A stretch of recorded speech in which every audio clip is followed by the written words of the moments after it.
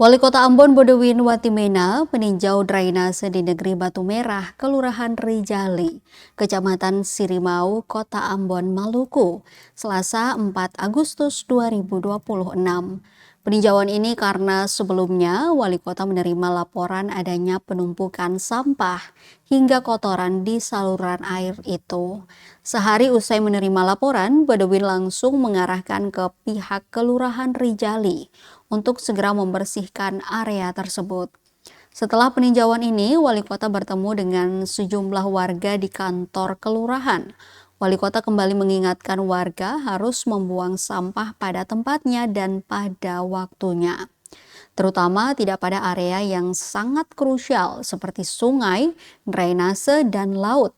Tak hanya itu, Wali Kota juga menyentil sejumlah unit indekos yang diduga tidak memiliki septic tank.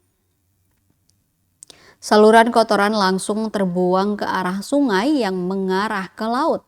Situasi ini sangat memprihatinkan. Karena itu, ia menegaskan pihak kelurahan untuk mendata sekaligus memberi peringatan kepada indekos yang tidak mempunyai pembuangan. Bodewin mengimbau warga untuk menjaga kebersihan sebagai upaya tanggung jawab bersama.